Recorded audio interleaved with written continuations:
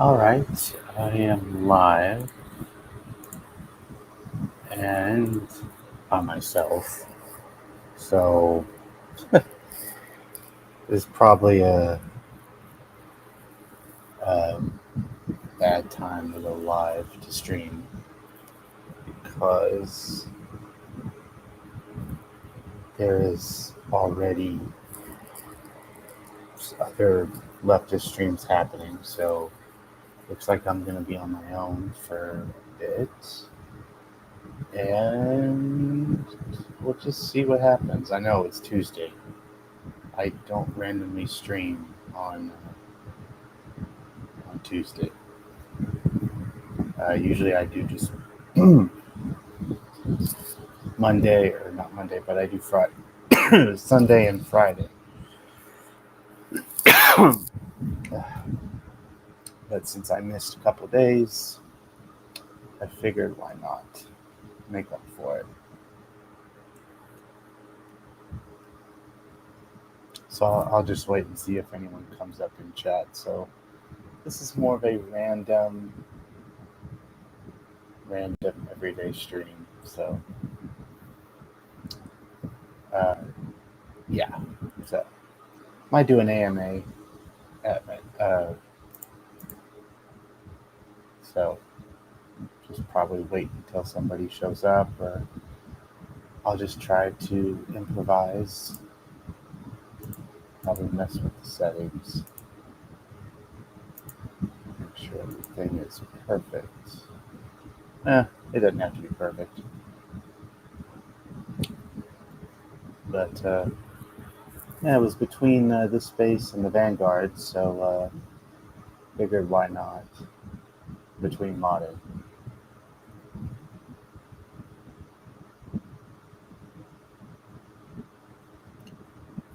Let's see what happens.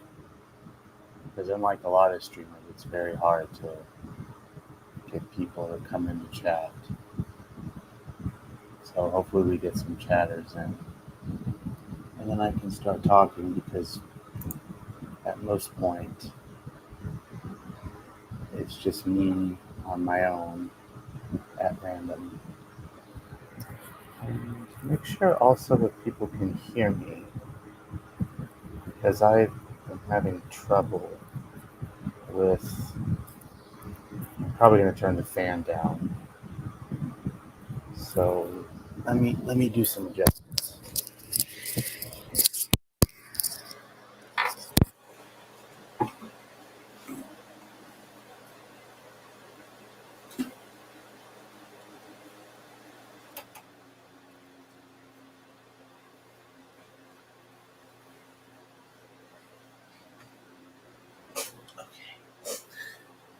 Okay. Then.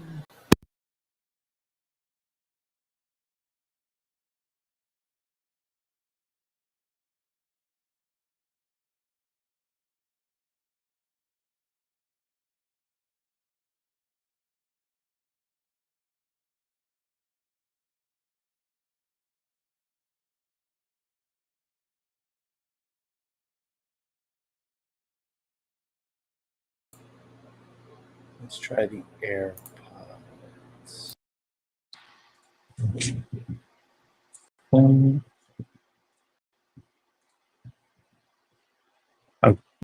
Okay, that should be better. It's better than having a wired AirPod. It's better than having earbuds, because there's a lot more mobility. But so it's a day off, however, a day off from school. So figured I'd stream. Probably just do a random stream, an AMA, see what happens. No big deal. No big deal. Do some shopping. I got my grocery shopping done, so that's always great. And we're gonna make tacos tonight. We was in the store and thinking, what should I have for dinner? That's one of the things that happens. What am I going to have for dinner? And it's just like, oh, past the taco shells. Too much tacos. Got it.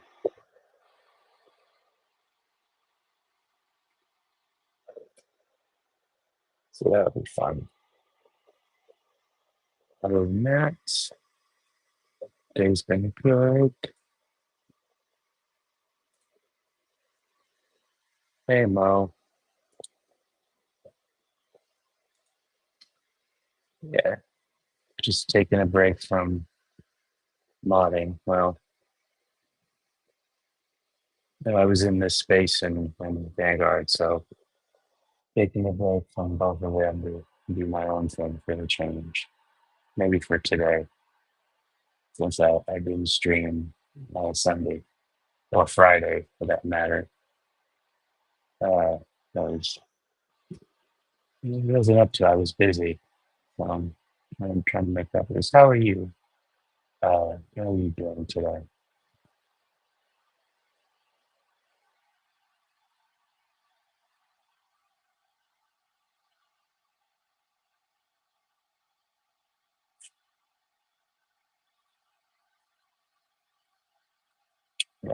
Yeah. Oh. So yeah. Elliot's. Hey, what's up, Don? I saw you in the spaces the YouTube, so I figured, I think I want to do my own stream for a change. Make up make up for not being here on, I would say, Friday and Sunday. But I'm doing good. How are you, Don?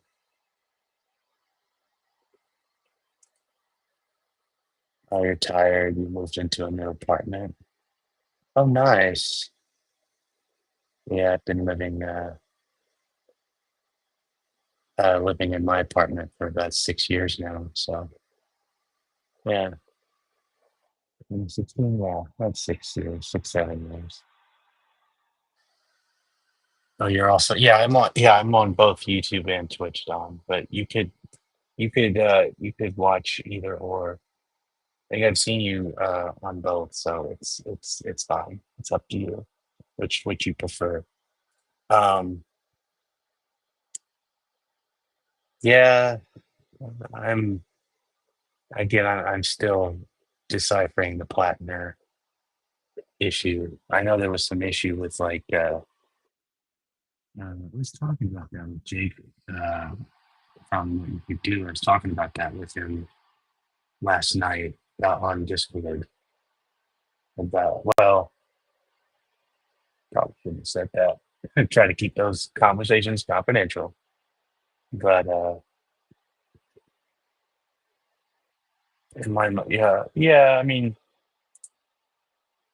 yeah, he is, but uh, I again, I gotta know, I gotta find out a little bit more about him. I was watching, or not watching, but listening to uh Crystal and Kyle over the weekend. They interviewed Mary and Minnie from Silent Street Kingston and saying don't vote for. I mean, yeah, it's tough.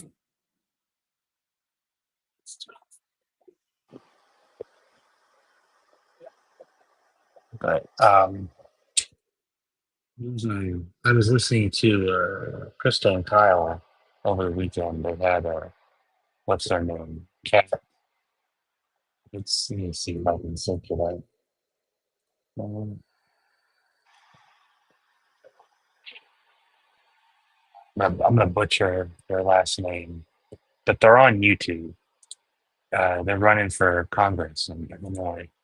I'm pretty sure. No, no, Mo and Don. Well, you might know who I'm talking about, right? Uh, let's see if I can. Cat Abu is what. they go by professionally, but they're running for she's running for Illinois' ninth congressional district. Uh,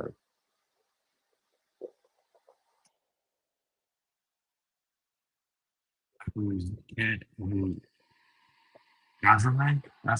I just easily butchered the last name, but uh, it was a good interview. Uh, but I don't live in Illinois, but yeah,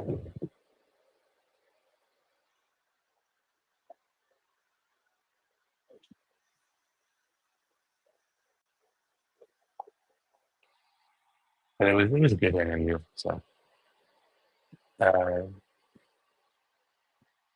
I guess that's as close as to politics I'm probably gonna get. Usually when people in chat talk politics, I tend to go in that direction.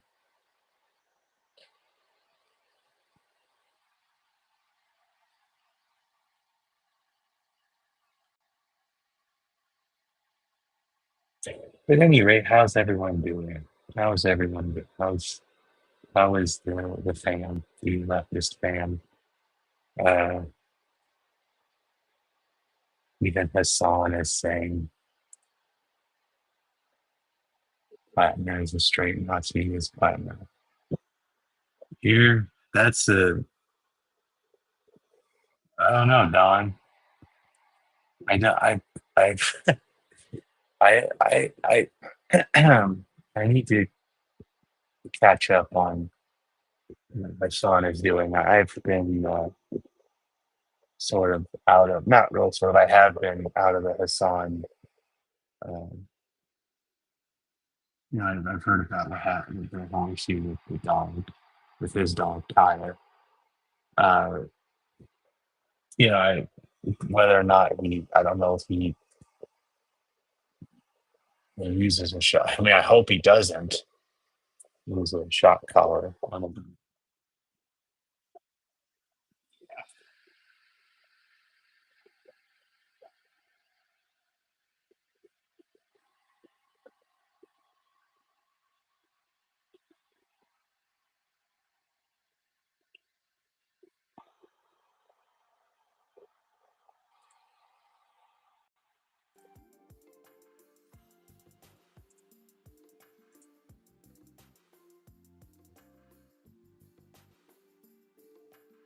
But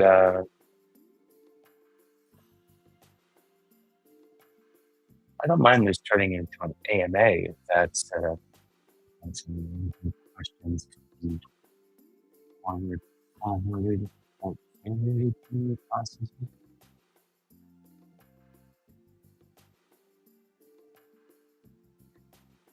I guess on content, even if I publish post something, isn't he still a better choice than non crazy? I don't know enough yet about the situation with Larry, but if you uh Don, if you believe that he's the better choice of whoever whomever his opponent is, that's all I can say. I mean, the best I can say is that just go with your conscience, if that makes sense, or go with what you believe that makes him the better choice. Not everybody is immune from criticism. There's always going to be some backlash. Uh, but hey, for example, we got a guy running in here in Missouri. His name's Hartzell Gray, and he's challenging uh, a uh, current sitting Democrat in Missouri, and there's been a lot of stuff about him on the Reddit communities, and I've been thinking to it because I haven't done this in a while. I may reach out and see if he'd like to do an interview and discuss what his plans for the fifth congressional district in Missouri are. Uh, should he win. I hope he does. But basically, despite all that, like I'm, gonna vote for him because we need some more people. Uh,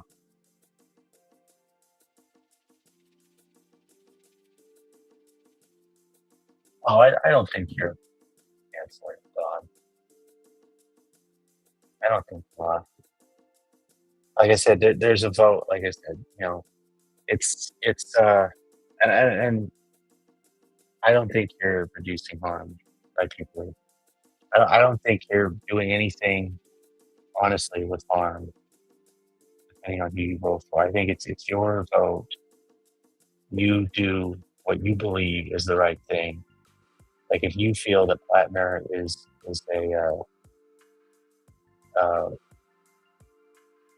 a good candidate, then again, I don't know much about Plattner. I've only heard bits and pieces so far. So like I said, we got a guy running, with different but similar issues with some part of the left locally. He's running on the existing Democrat in the district, and there's a bunch of people in the Reddit community that was trying to bring him down. But I'm like, well, putting all that aside, me being an outsider candidate, um, I, I don't want to see that Clarkson brings to the table. That's just no.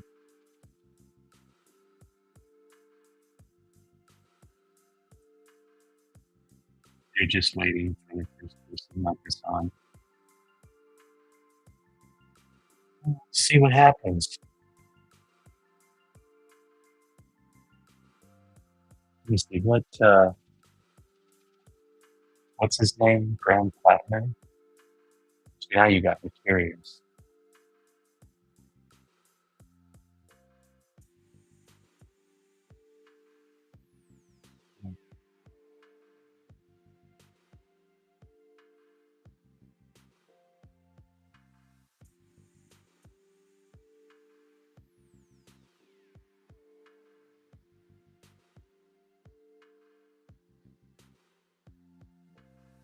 Um,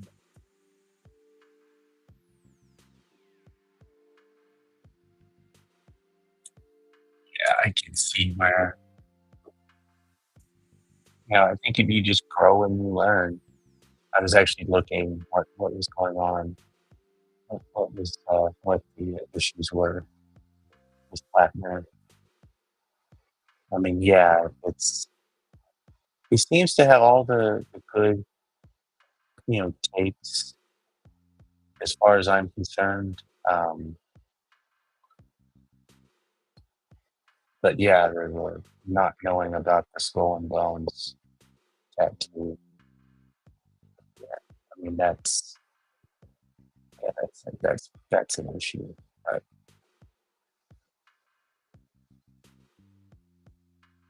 there's a video of Plattner on a show today. Oh,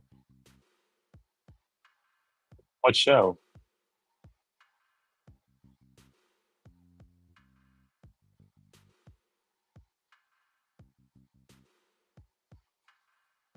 Oh, let's see if I can. I can't copy and paste. I don't know where.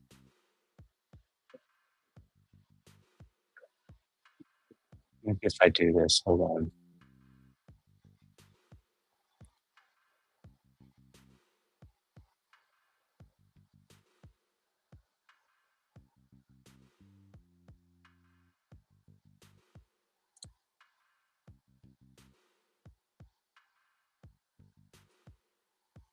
Okay.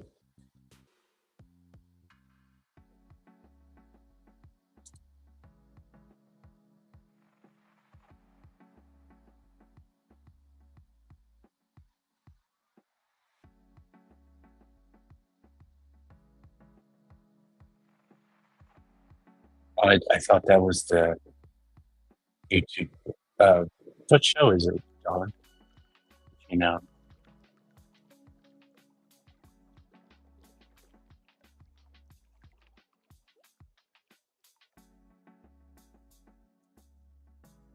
you don't know.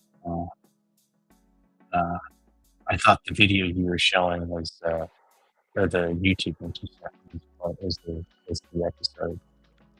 But I guess it'll come out when it does. So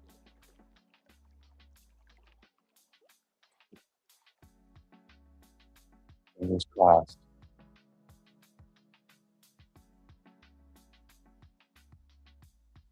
So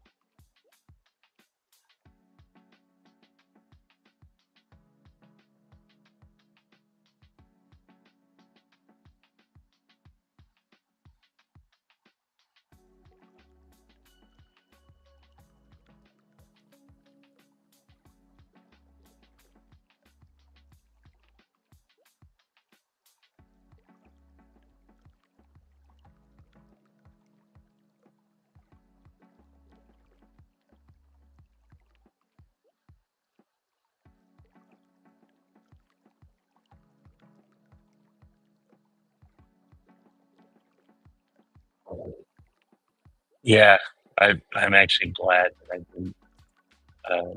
Oh, yeah, I'm glad I didn't share that. Actually, I'm glad that I looked it up before. I was like, "Ooh, must be something different."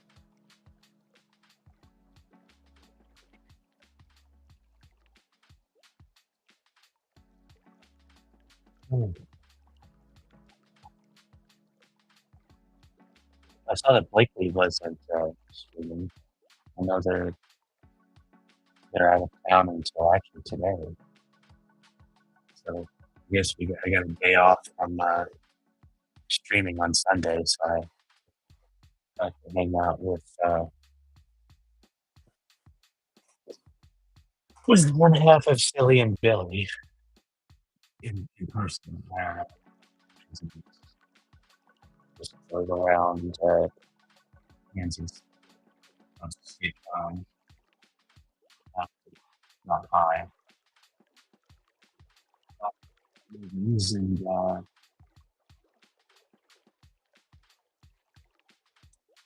just fun around the local shop in there. Just look around. Can't wait for this week because our current a new streetcar extension in Kansas City opens up.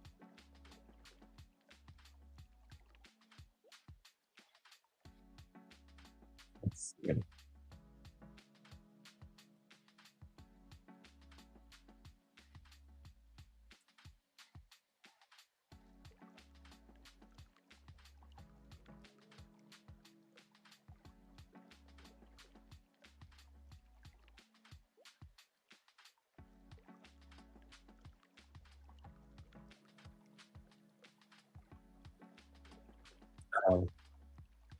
There's the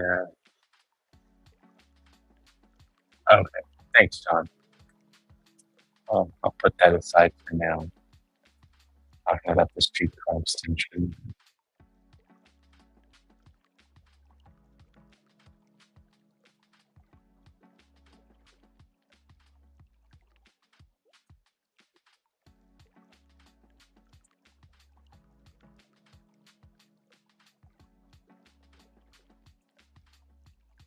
Just to see guys.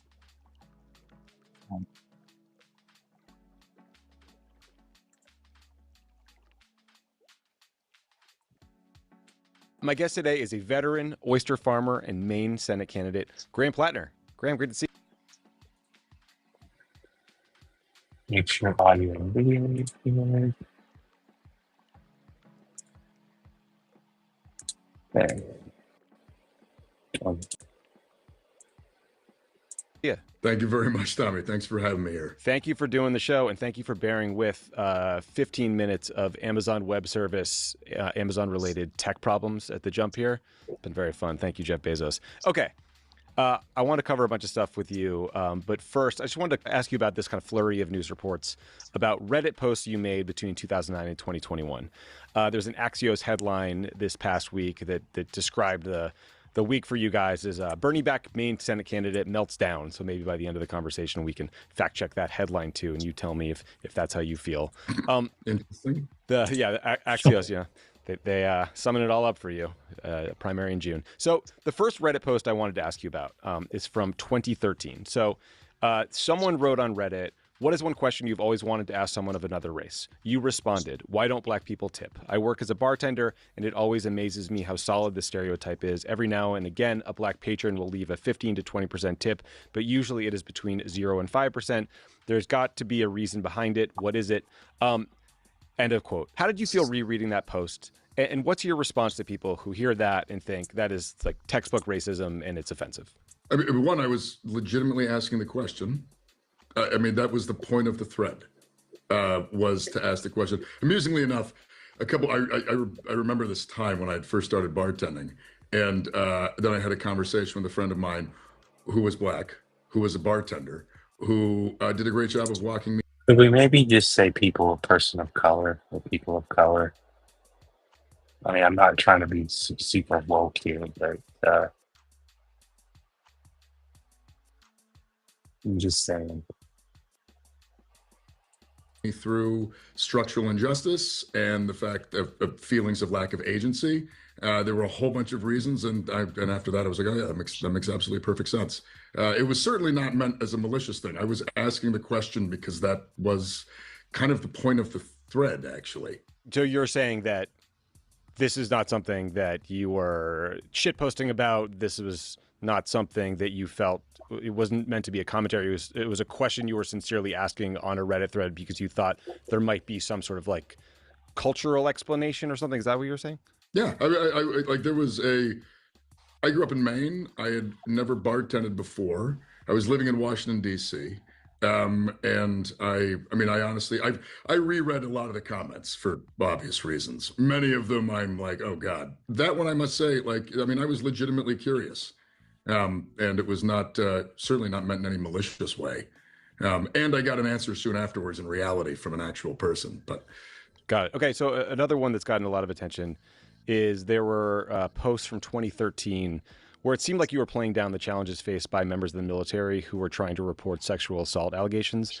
The first post was, "In today's current climate, when every whisper of a misplaced hand brings down a feature-length film, anyone who actually thinks the military is purposely covering up rape to save a career of some goddamn captain is clearly both an idiot and junior enough in rank or life experience to think it matters." And then there was another post where you suggested that the way to avoid getting sexually assaulted was not to get blacked out drunk.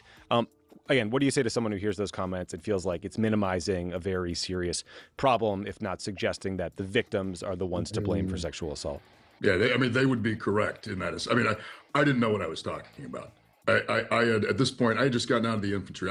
It's important, like my time in the service was in the infantry. At that point, it was an all-male branch. I had only recently separated, and my frame of reference was that world. And that was not a world in which, frankly, I had very little interaction with women in the service.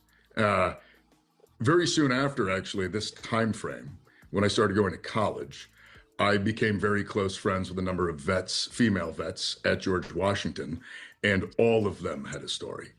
And I very quickly changed my tune. I think you'll find even not that much later in my Reddit history me acknowledging that.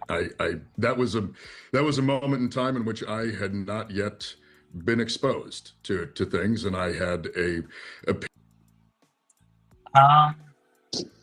The question is, should we accept his apology? I mean, I would ask I'll answer that question on the question. How long has he been campaigning for, what was it? Let me see, what my mind is about to go split this forever. It's a Senate in Maine, so he's trying to beat Susan Collins. He, like herself, Susan Collins has got all kinds of problematic, obviously. But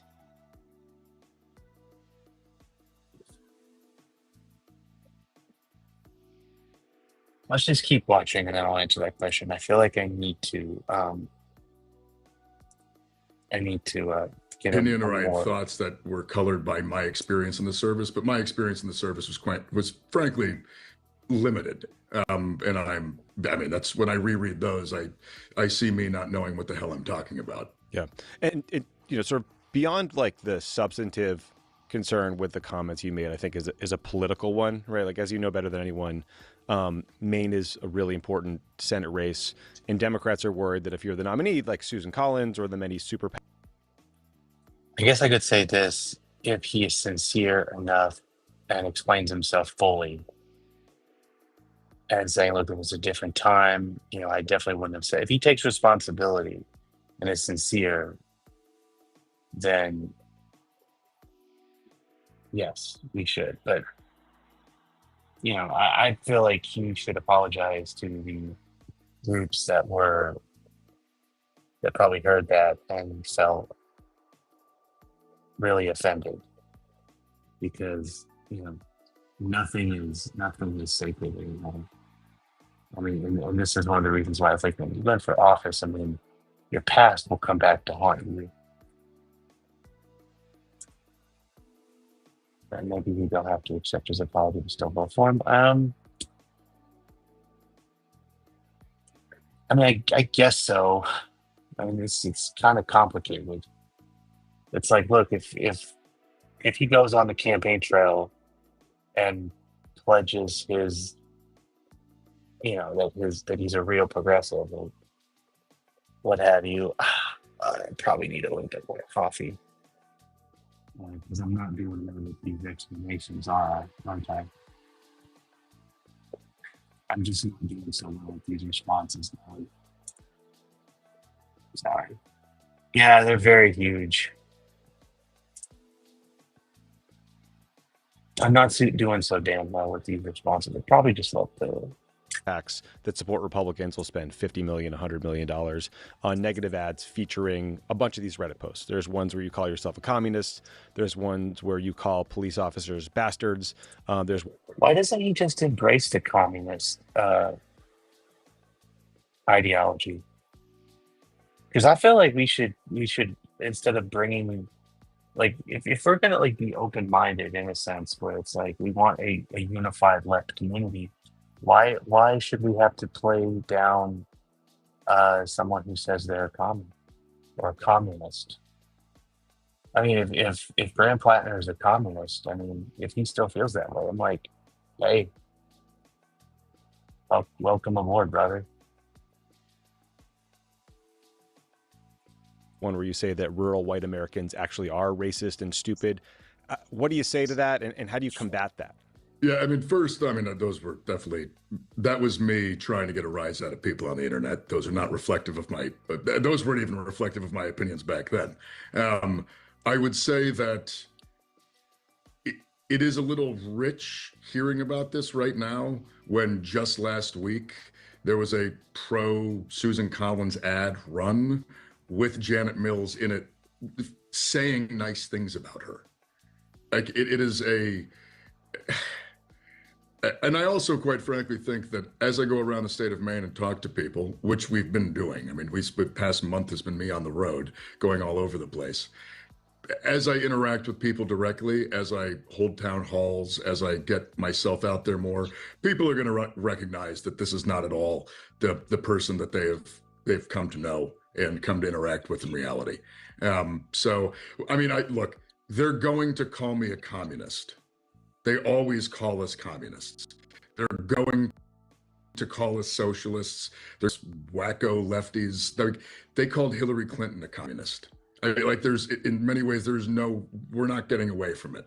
I also think that a lot of that's kind of run its road, and the way that you combat it is the way that you combat, frankly, a lot of this negative nonsense online, is you just interact with people in reality. In a state like Maine, with 500 to 600,000 voters, and we have a year before the election, we can do that. We can really go out and spend a lot of time interacting with people. And that's exactly what we're doing. Yeah. I was talking to a couple of people who oppose your candidacy, who are working for other organizations or candidates, and they said to me, like, look, these Reddit posts, some of them aren't from that long ago. There are more posts that are out there that we know about that have not been written about yet. And kind of the suggestion is, what else do we know about this guy? The argument is you're unvetted. It's too risky to nominate you. What would you say to Democrats who share that anxiety? There is nothing that I can remotely think of that is out there that is any worse or really any different than what has come out. I mean, I posted on the internet for a long time when I was in a point in my life where I was looking for a lot of, I would say, community, looking for an outlet. I had an immense amount of disillusionment, an immense amount of anger. I used the internet as a place to find an outlet for that, which I think is fairly normal.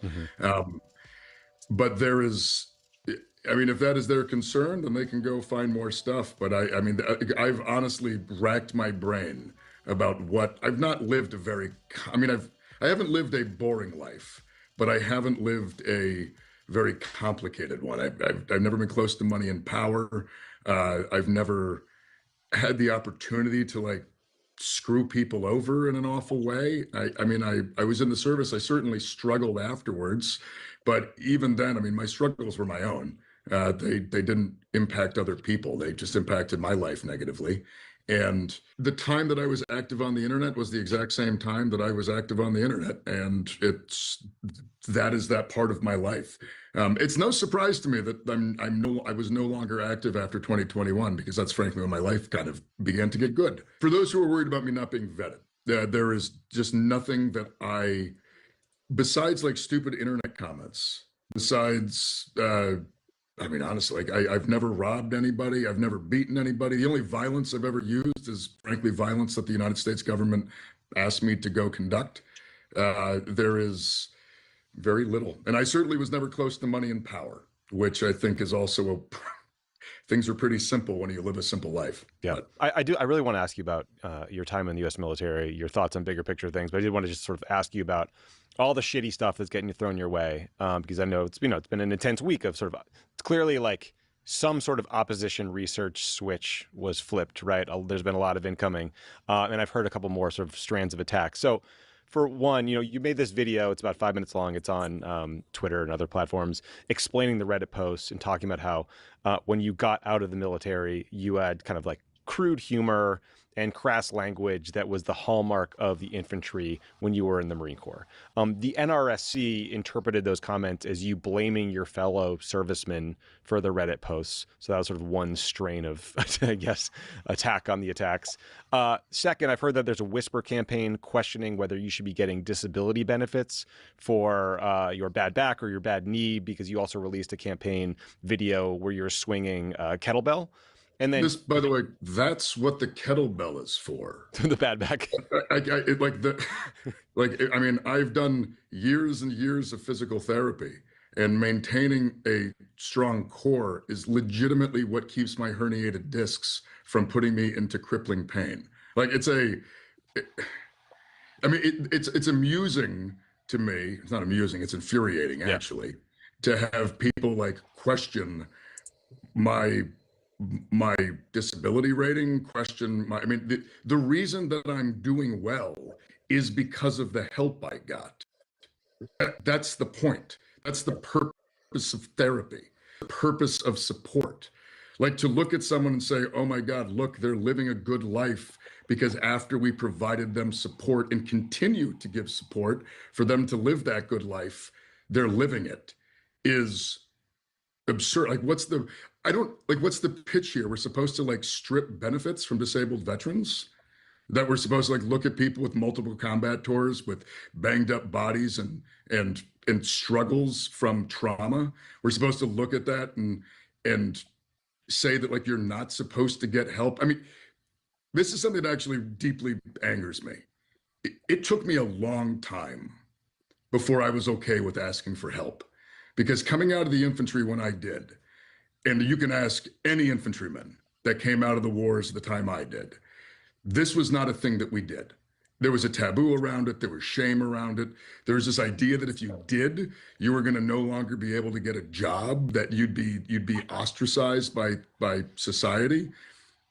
And the fact that like I got through all of that, and when I go to serve again, when I go to run for office in my state, my own party comes after me saying that I am not deserving of the life that I've been able to build with help from the VA because of my military service, that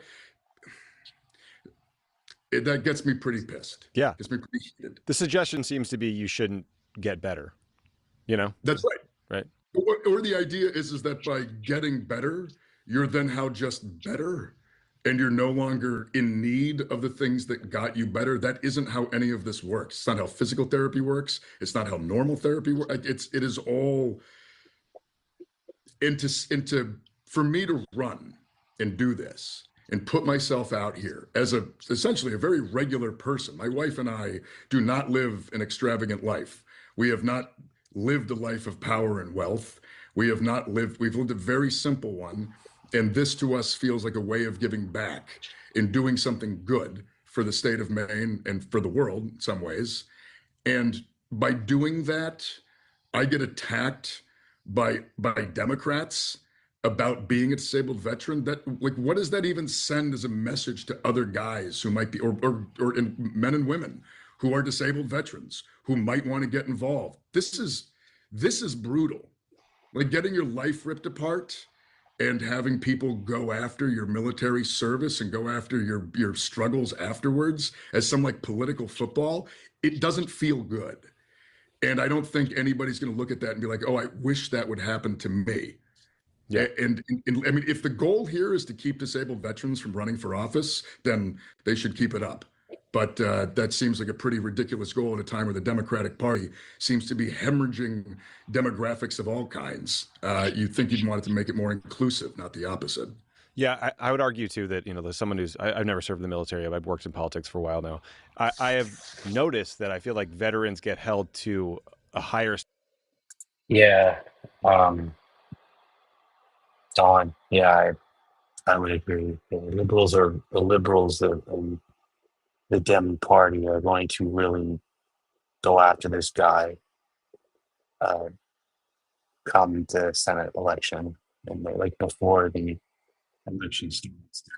Attacking them. They're already preparing to run somebody that's probably to the center of Wagner. But yeah, if he has a true economic message, like I'm for Medicare for all liberals. Yeah, I mean, if he's from what I was looking, he's pretty much pro M4A. He's for Medicare, Medicare for all, and a bunch of the liberals in the Democratic Party, I would call them the centrist liberals in the Democratic Party, who have long opposed M4A, will try to make him out to be something that he should embrace. I think that we should not be fearing of calling ourselves on the left communist, socialist, because a lot of us live on socialism. I mean, more than you think. And so why should something like M4A why should that be just a dirty buzzword to be called a socialist?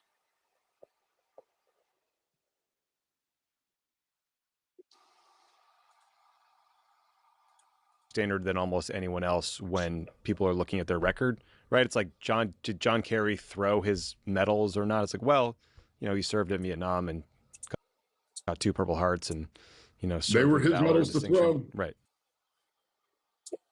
They're just going to call me. Yeah, they'll. And that's disgraceful. I mean, the fact that liberals are using the exact same language that they use to call Trump as someone who's running on their own as a progressive in the same party, is just disgraceful. Like, period. End of story. Using that racist language, it's embarrassing. It's disgraceful. It's sickening. It's wrong. it's just no. Yeah, it's gross.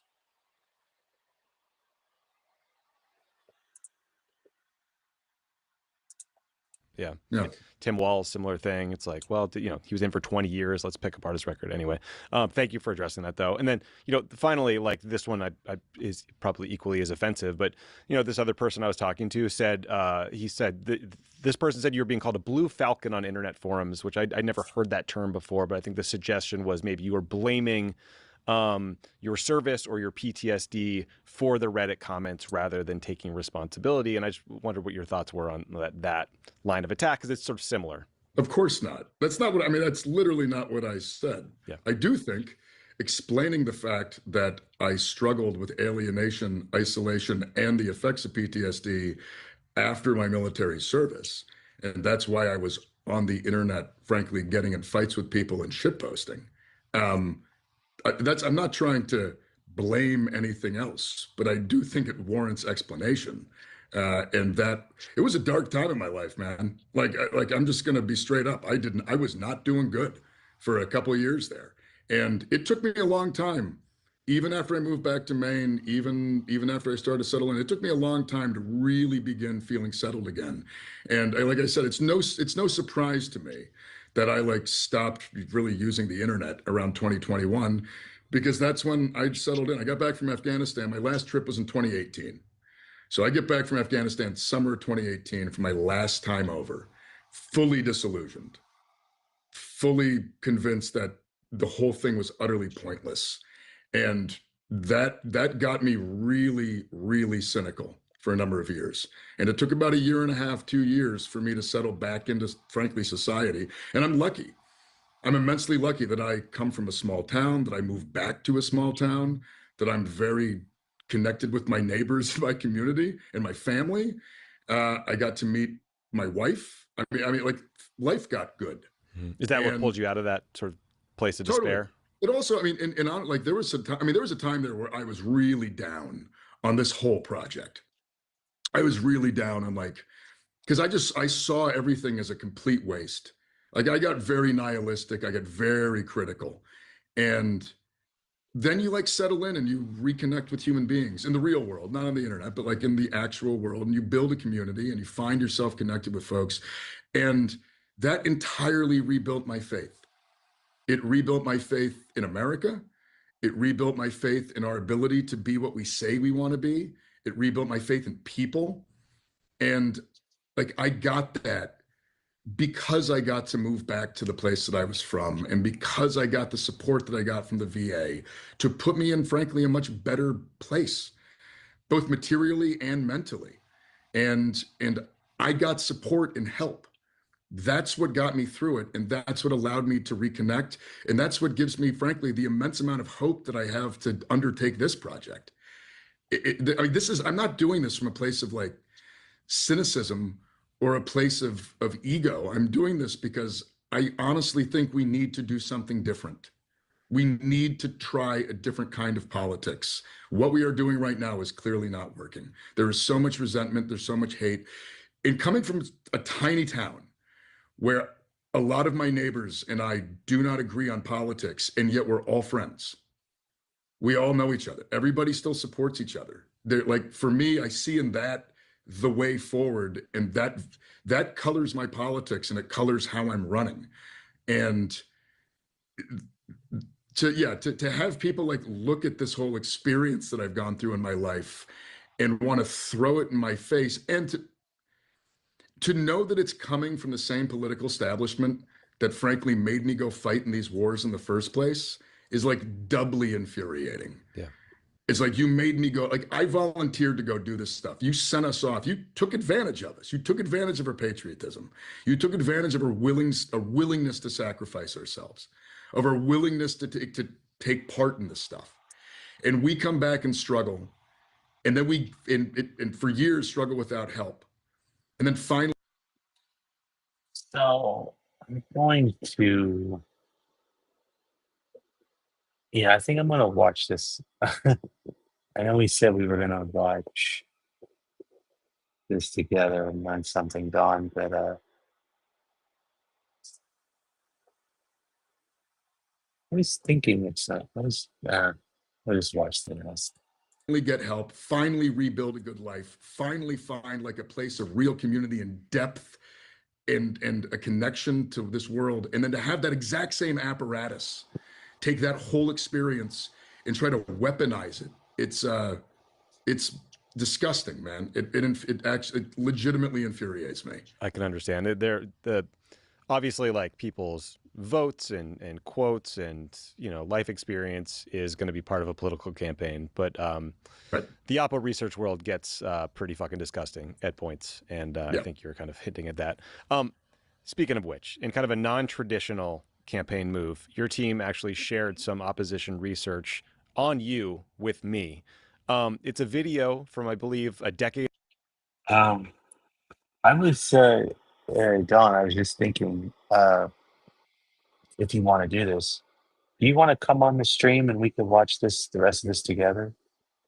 Because I really, really would like to kind of have a one-on-one conversation if you're comfortable.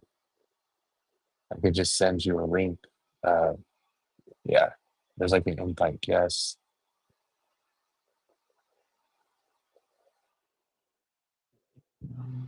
Um,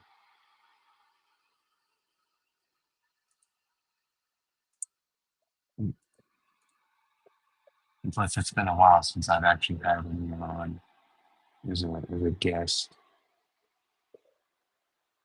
Okay. Hold on. Let me. I'll send it via Discord.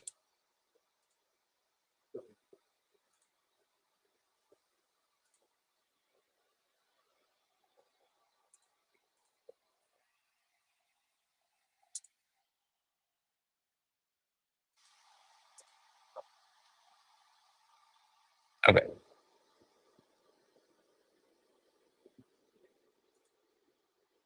Okay. I just sent it to you. Check Discord.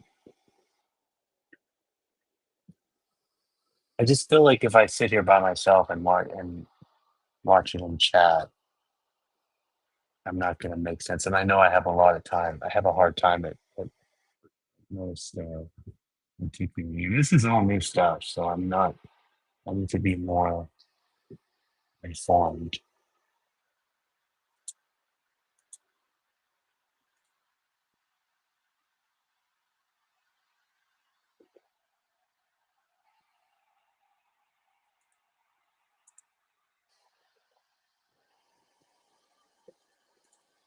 Just wait for Don to show up.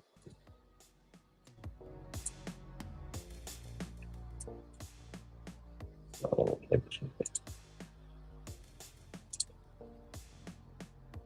oh.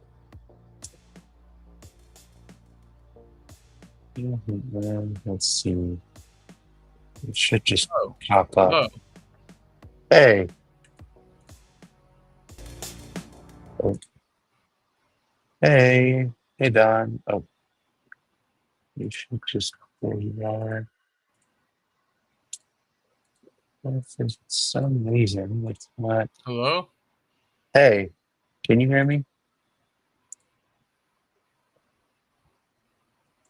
Oh, I can't hear you. oh, you can't? Hold on. Normally it should just pop you on your stream. Okay.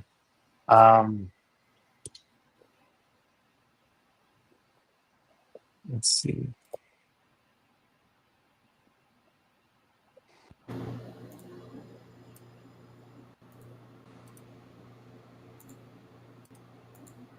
Okay, I hear you now. What about, can you hear me now? I can hear you now. Okay. I don't know why it's not showing on screen or showing you on screen. It's supposed I to. can fix that. Hold on. I can fix it. Okay, there we go. But my camera might not stay on. Oh, it's no problem. I'll keep trying. I'll keep working with it and see if I can. Sometimes it takes a minute for the camera to warm up or something. Yeah, I understand. This restream I've been using for about a few years. It's been really wonky.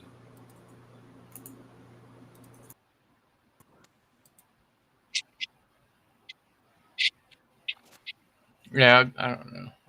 It's just gonna keep. If I can't get it to work, then I'll just use the avatar. Oh, okay, no problem. So, yeah, as far as I guess you probably have to watch a little bit more. Uh, I'm willing to keep going as long as possible if you're cool. Um, but you asked me a Yeah. question. Uh, I would say I would agree. Like, oh, your camera going out. Well. I'll keep trying to fix it, but I also want to pay attention. You know. Oh yeah, no problem. So as far as as far as what you were saying, like I would agree with that. Like I'll just put it up here on the chat.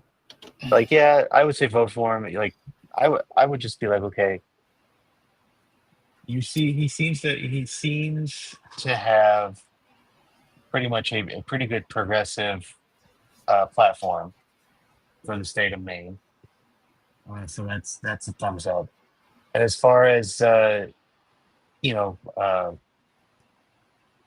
all this stuff that's been said on Reddit and whatnot, it's like he's gonna have to like.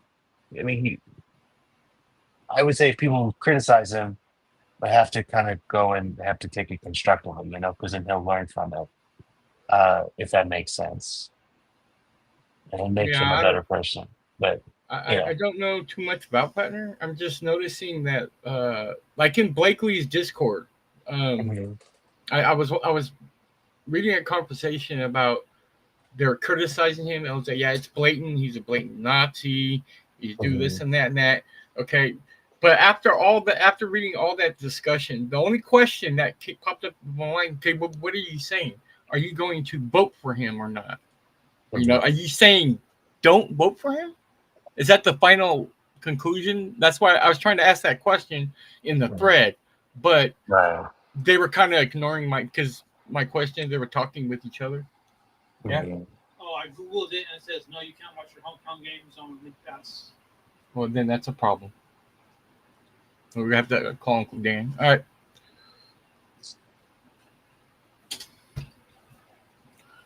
Sorry. No, it's fine. So let's shall we continue? This is getting actually kind of interesting. To go. Let's just watch an excerpt and then we should talk about it.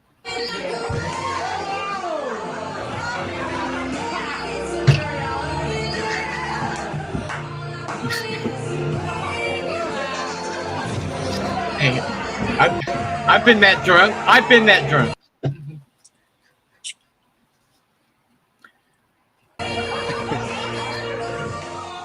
First of all, what we're watching there was Graham wearing just his boxer briefs. Silkies. Those are Marine Corps running shorts. Pardon me. Silkies. First of all, great song choice. Tell us what's happening there, where you are. There's probably some listeners who are very confused. And the reason we are showing this video is because at the very end, you can see a tattoo on your chest. And I've been told that some of your political opponents are telling reporters that that tattoo has a Nazi affiliation. And I would like to know, is that accurate? Are you a secret Nazi? I am not a secret Nazi. Actually, if you read through my Reddit comments, I think you can pretty much figure out where I stand on Nazism, right, and anti-Semitism and racism in general. I would say a lifelong opponent. The video is from my brother's marriage to his wife, to my sister-in-law, who I was serenading. I told them that my wedding gift to them would be my embarrassment. And so I performed a lip sync version of Miley Cyrus's Wrecking Ball to my sister-in-law on the day of her wedding to my brother. And now, of course, that embarrassment, which was mostly just held internally in the family, as we always watched that video at family events and laughed, is now shared with the world. So I feel like I'm just going to give them a wedding gift for the rest of my life. Which is great. I love the reason, by the way, the reason of this video, Saturday was their 10th wedding anniversary. Oh, congrats. and my sister-in-law was showing everybody the video. Nice. And I was like, oh yeah, there it is. There's me being embarrassed. But what we also, yes, so in 2007, I was a machine gun section leader with Kilo Company, 3rd Battalion, 8th Marines. We were on the 2-2 Mu, and it was my 3rd deployment. My previous 2 had been to Fallujah and then Ramadi, 2006. And we went ashore in Split, Croatia, myself and a few of the other machine gun squad leaders, and we got very inebriated. And we did what Marines on Liberty do, and we decided to go get a tattoo. And we went to a tattoo parlor in Split, Croatia, and we chose a terrifying looking skull and crossbones off the wall because we were Marines, and skulls and crossbones are a pretty standard military thing. And we got those tattoos. And then we all moved on with our lives. And I actually joined the Army after that, where I got, I had to go to MEPS. I got screened. Later on, I got a security clearance and a full screen when I went to work for the State Department as a contractor doing security for the ambassador to Afghanistan in 2018. And I've also just lived my entire life like a regular person with the skull and crossbones on their chest, which by that I mean taking my shirt off, performing Miley Cyrus songs in front of my extended family, and to my sister-in-law, and just taking my shirt off at the beach. Right, presumably going to the beach, yeah. I mean, I went to college, I went to the gym, I did all the things, and at no point in this entire experience of my life did anybody ever once say, "Hey." What'd you say? I think you're muted. Oh yeah. I forget to unmute myself all the time. He needs to explain the tattoo though. Yeah, exactly. Okay. Yeah, I know yeah.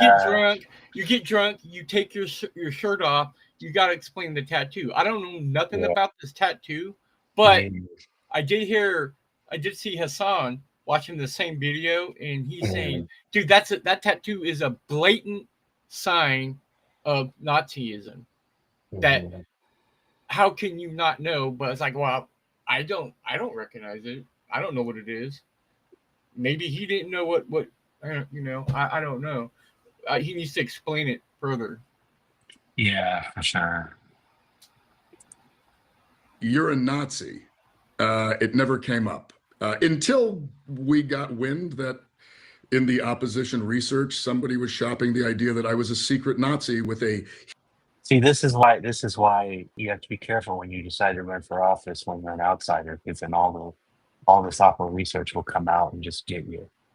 All your opponents on the quote unquote left, the liberal side, like you were saying earlier about liberals are going to attack them. Yeah, I mean, definitely. Yeah, there's going to be a whole host of what I would call centrist liberals that will just come out and attack him, and he needs to be more forthright about, especially with this tattoo. And I mean, I could be wrong. I mean, but I don't think he's really doing a good job here explaining. But that's just me. Let's carry on. Yeah, that's keep it. Hidden Nazi tattoo, and I can honestly say that if I was trying to hide it, I've not been doing a very good job for the past 18 years. Yeah. So you're a self-described communist, but also a Nazi. I will say the fact that I've managed to go from communist to Nazi in the space of 4 days, according to the people who are trying to do this to me, I find to be quite a spectacular turn of events. But Well, like Miley, you've got range. Okay, so like you came into this, you're just you're a normal guy. You want to make the country a better place. Did you know this shit was going to happen? Like, did you go to your staff beforehand being like, look, I was a Reddit shit poster for a long time. There's some things that are going to come out. Let's delete this old account. Like, let's get ready for this. Or has this just been a gut punch of like stuff you've forgotten you'd written coming back at you? I'm an elder millennial. I am well aware that everything I wrote on the internet exists. I know what the Wayback Machine. I mean, the idea that like I went through years on the internet and now think that like there's some way to make that go away is absurd. So no, I mean, and I look, I knew they were going to throw I knew that they were going to throw the book at me, right? Like I knew that we are up against the machine. We were told not to run this race. I was specifically, like, we were sent messages saying we were not supposed to do this. We had to wait our turn. We didn't have permission. And that if we did it, they were going to try to. That's what they do with all outsider politicians, right? I mean, how many times have we seen? How many times have we seen someone? This is his first rodeo. This is his first rodeo, I suppose. This is his first time. Yeah, he hasn't ran any other campaign in as far in as I years know. past. I don't know. I mean, this is the first time I've even heard of him. I hadn't heard of him until a few days ago. I've heard of him. I just I didn't know much about him. Mm-hmm. So we're both finding out. We're both finding out together at the same time. I don't know. Yeah. Yeah. My life, and that is what they're trying to do. I will say the Nazi part did not see that coming. Sorry. That one's out of right field, I guess. Yeah. But I was early on, like, look, I posted on Reddit for years. I'm sure I said some dumb stuff. It was also a dark time in my life. I also used to, like, get drunk and post on Reddit because that was fun when I was angry and alone. And pretty sure that accounts for most of my bad behavior. Again, not trying to make excuses. It was me. I did it. And the things that I said that I do, I mean, there are things that I said, there are words that I used that I'm utterly horrified by. And I'm not blaming anybody else, but the idea that, like, that a person cannot, like, evolve and grow from years ago is, I think, pretty laughable to the average human being, especially at this day and age. Everybody's posted something stupid on the internet. But yeah. I look, for what it's worth, I also appreciate that you wanted to come on here and talk about this stuff and just have a shitty, uncomfortable conversation, because how else are you going to move through this? The thing that people hate about this, I mean, like, the thing that I've hated about politics for a long time is that people are not real, right? Like, there's this whole thing, there's a show that gets put on. It feels so devoid of emotion. It feels sort of devoid of depth. It's always driven me insane. And, like, I knew some of this stuff was going to come. I knew that I was going to have conversations like this at some point. I think the way to deal with this stuff is you take responsibility, you offer explanation, you also show how it isn't you anymore at all. And I think, frankly, I mean, I'm very proud of the person I am today. I'm very proud of my politics. I'm very proud of the work I've done in my community for years. I'm very proud of, like, the relationships I've built. I'm proud of my marriage. Like, I'm proud of all of these things. And I don't get any of this without having gone through all of that. I don't think that we need to come up with bigger structural solutions to our problems without getting disillusioned. Mm-hmm. I needed to get disillusioned before I thought that maybe the thing that we have now is not the answer. Like, it is. And then I needed to get really disillusioned. And then I had to rebuild some faith. I had to rebuild hope in my community, which came from actual, like, work and therapy. I mean, if there's one thing I can say, I went to therapy for years. I still go to therapy. Super helpful.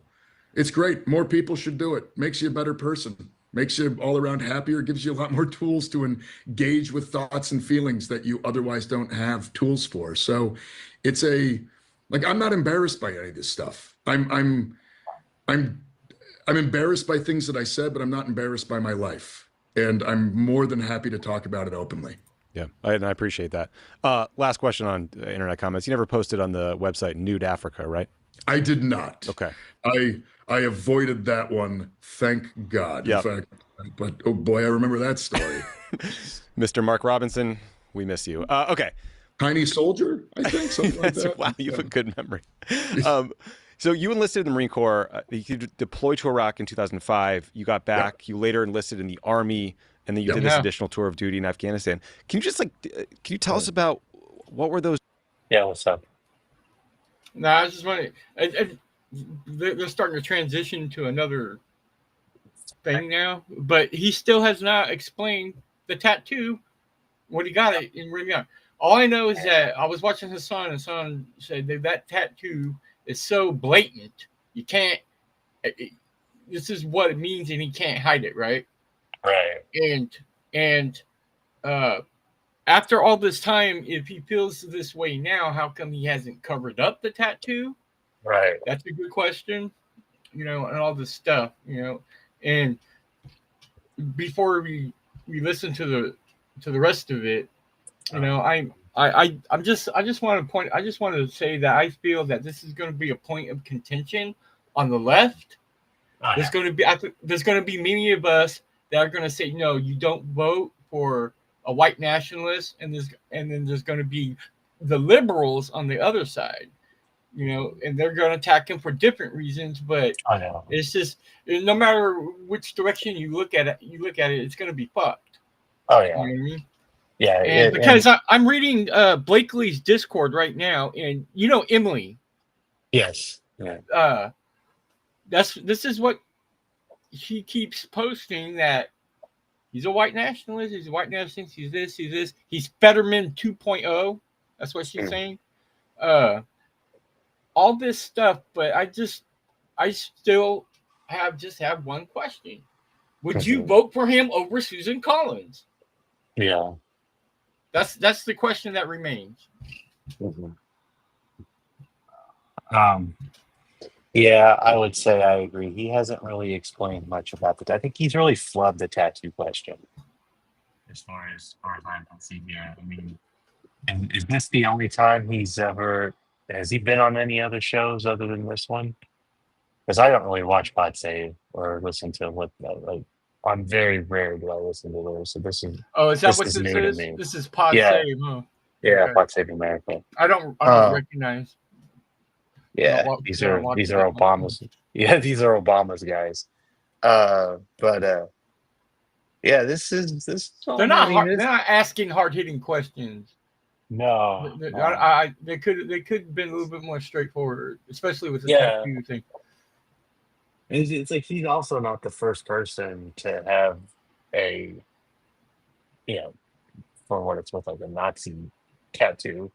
That's like it was like it's a fad in the military. Yeah, like I say, Katie Hill was she resigned from Congress about 3 or 4 years ago, and turns out she had it was on her I think her lower thigh, and it's just amazing how these secrets that these as there's a a culture that exists, culture that exists, and it's like you might get caught in that web. You know what I mean? Where it's like, okay, are you?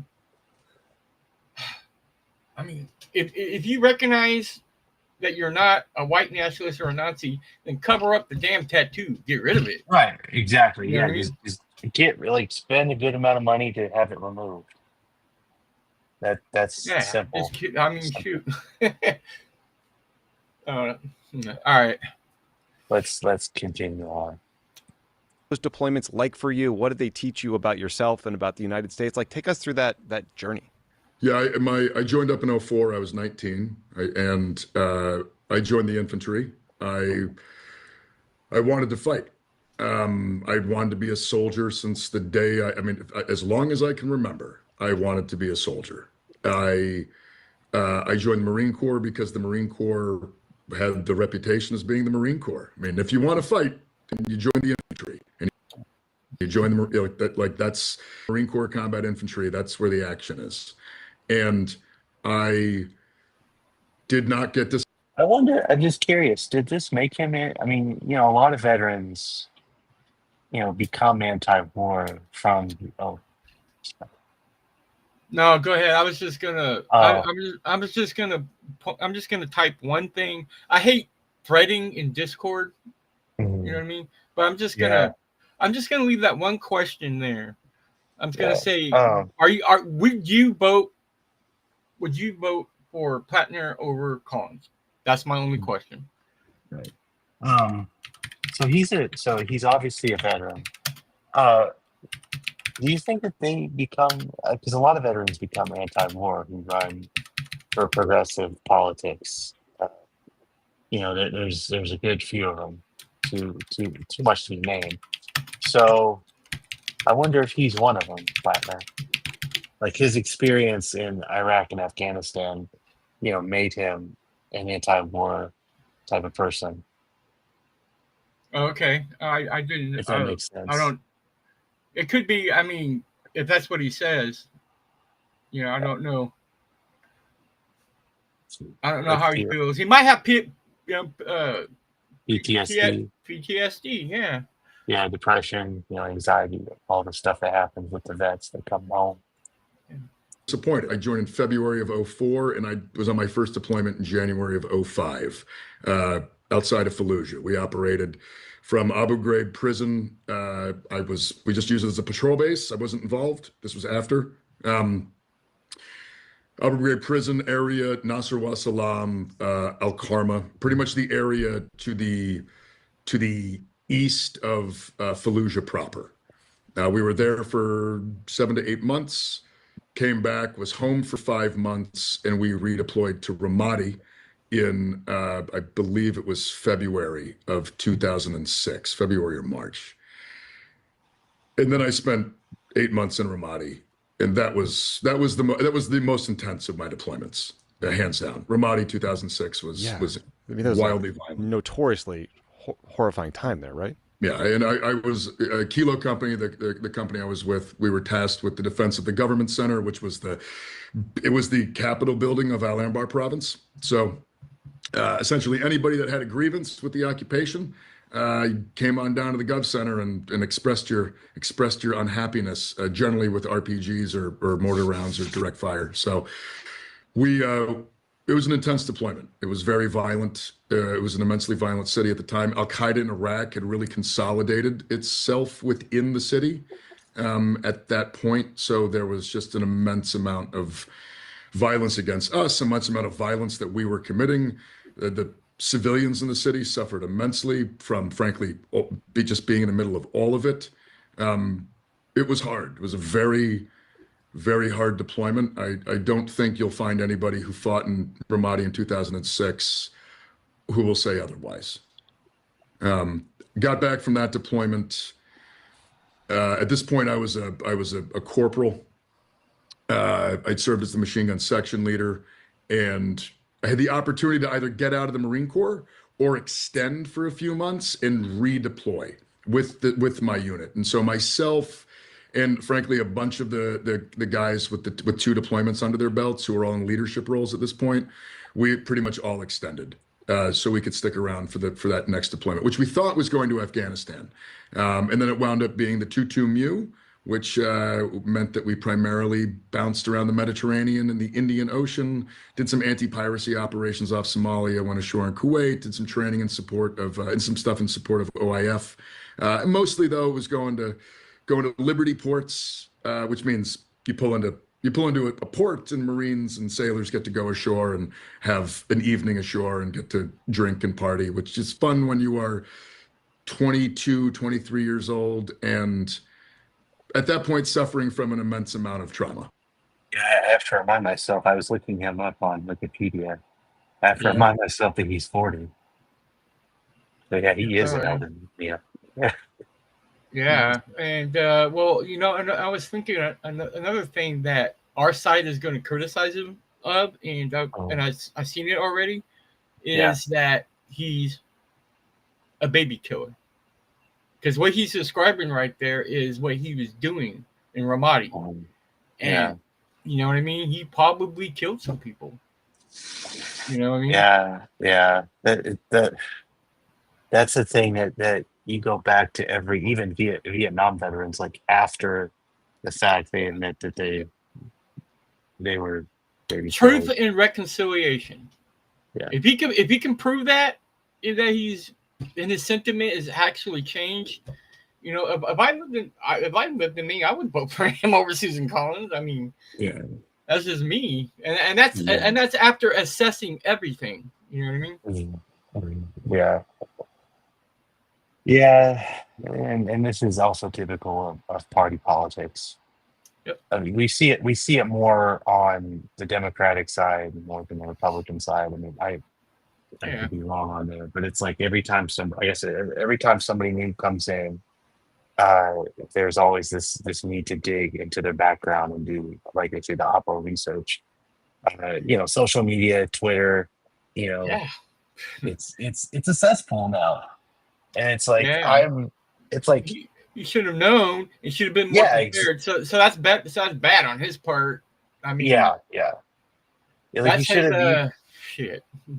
yeah, like you should have known, man. You should have known beforehand. People are going to dig into your past, find out all these comments, find all these videos. I mean, again, he's not the first person of whether it's on the left side, the progressive side, the far left, the liberal Democratic right. It's like, you know, I guess they just have to be more attentive about about when they launch campaigns, when they decide to run for office. If this is his first time, I mean, even if it's his first time, I mean, I Mhm. expect like better tactical instincts. You know what I mean? Yeah.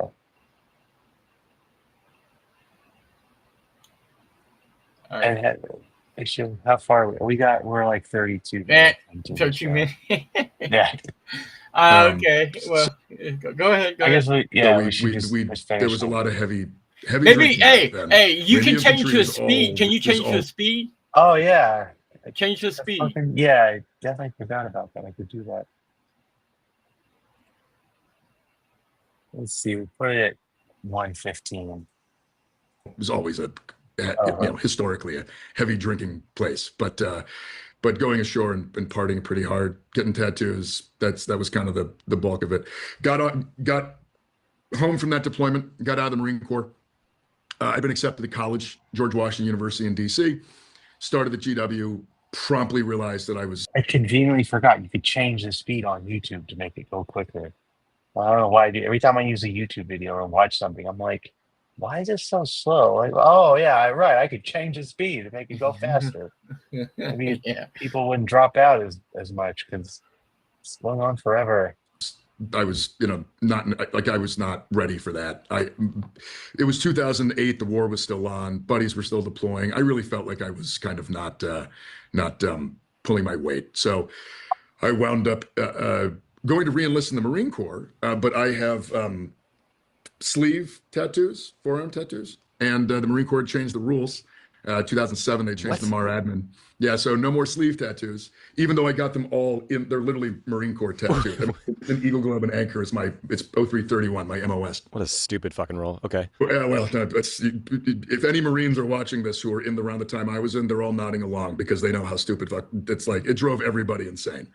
Needless to say, couldn't reenlist in the Marine Corps because of my sleeve tattoos. Went to the Army. Army doesn't care about tattoos below your or showing on your forearms, and so I joined the Army as an 11 Bravo and infantry as well, and went to a long-range surveillance company and became a reconnaissance and surveillance team leader, and then deployed to Afghanistan in 2010, 2011. In support of a rifle company from Iowa, and I served as a rifle team leader and a rifle squad leader in Northeast Afghanistan. Got back from that deployment in 2011, and got out of the Army in 2012. And so you served in both of the post 9/11 wars. I mean, was your and the takeaway was the same in each theater, just sort of like disillusionment with the mission, the cause, the purpose, everything? When I got out of the Marine Corps, I had felt we were doing things wrong. I believed in COIN. I believed in counterinsurgency doctrine. I really thought that there was this kind of like intellectual way of fighting the war where we were going to connect with civilians, we were going to build relationships, build this whole thing, and that we were going to, and when I went to college, that was kind of my idea. I was like, okay, I'm going to like engage with these more intellectual concepts. This is going to give me a better foundation. I'm going to go back into the military with this foundation. So we do this right. When I went to Afghanistan in 10 and 11, and at this point, I'm going back because I think that we've learned the lessons. I'm hearing all the words from the general. I'm pretty sure he probably got very disillusioned at this point. I mean, like I said, these veterans, they stay there as long as they do, and then they see what they see, and it's just like, oh wow, they're just they realize the lie that we've been fed. Right. If you get what Kind I'm of saying. like, yeah. Kind of like John Kerry. Yeah. Yeah, kind of like that. Yeah, there's plenty of stories that they feel some kind of remorse, some kind of well, I wouldn't say remorse, but um, thinking that, okay, wait a minute, we're not here for the right reasons. We're here for there's a hidden agenda somewhere, and they can feel it. You know what I mean? Yeah. And stuff like kind of like what he's talking about right now. Yeah. I get maybe. Petraeus and General Mattis have written the counterinsurgency manual. Like, and it's all right. I'm reading it all. I'm like, oh yeah, this is what we're doing. And then I went to Afghanistan, and we were doing the exact same bullshit. We called it different things. We used different words. It was the same bullshit. It was just metrics. It was like, how much money did we spend? How many people did we kill? How many buildings did we build, even if they're now empty and nobody's using them? It was like nobody ever asked, like, how much better off are the Afghans in this part of Afghanistan than when you got here? Nobody was ever interested in that question. It was just all these metrics, and I was just, I left in 2011. My mom could attest. I got home from that deployment, and I was like, we need to leave this place yesterday. Like, we are going to lose this war. And this was in 2011. Yeah. I'm like, there's nobody knows what we're doing. There's no plan. I mean, it's just it's a joke. And that was when I began to get incredibly critical of U.S. foreign policy. Everything I had taken part in felt like it had zero value. And 2014 rolls around, or 15, and then like Fallujah and Ramadi fall to ISIS. Yeah. And I was like, all right. Yeah. What was like, I'm just like, what was the point of any of this? This was like the most, like, and I took part in this. Some of these deployments were just immensely violent. And, I watched friends die. I watched friends get seriously injured. We killed people. I mean, like, it was I wasn't JD Vance. I wasn't writing up like a report on Camp Fallujah. Like, we were fighting the war. And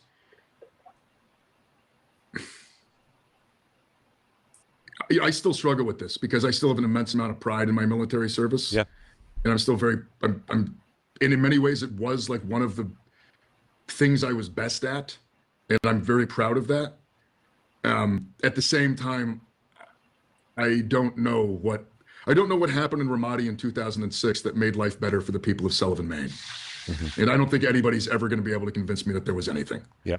Look, I think you're struggling with something that like everyone who worked on these conflicts struggled with. And look, I think there's an argument that the war in Afghanistan should have ended after Osama bin Laden was killed, right? There's all Let me these play it back windows for a when minute. I think we should have ended. Fighting the war, people. I mean, like, it was I wasn't JD Vance. I wasn't writing up like a report on Camp Fallujah. Like, we were fighting the war. And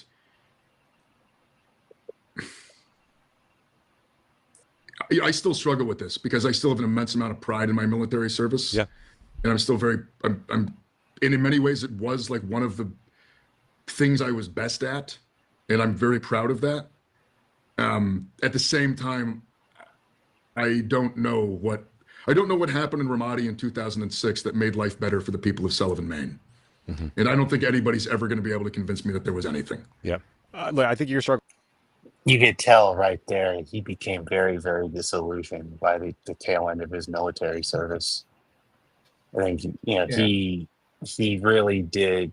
Obviously, there's strong emotions there. Yeah. Yeah, it's like he still feels like obviously like understandably proud of his service, but it's like once he saw the lie that was being told, that was being basically hidden behind closed doors, it's like he starts to question everything, as he should, because basically not only are you was he being lied to, the fucking American public was being lied to. So yeah. That's tough. It's tough. Yeah, it's tough. And so I can see him getting caught up in the web of the culture, of the military culture. You know what I mean? He has the tattoos. He's getting drunk. You know, and he might have PSD. He's seen people die. You know what I mean? He's been in the shit, and now he's having like, hopefully having like a truth and reconciliation moment. You know what I mean? And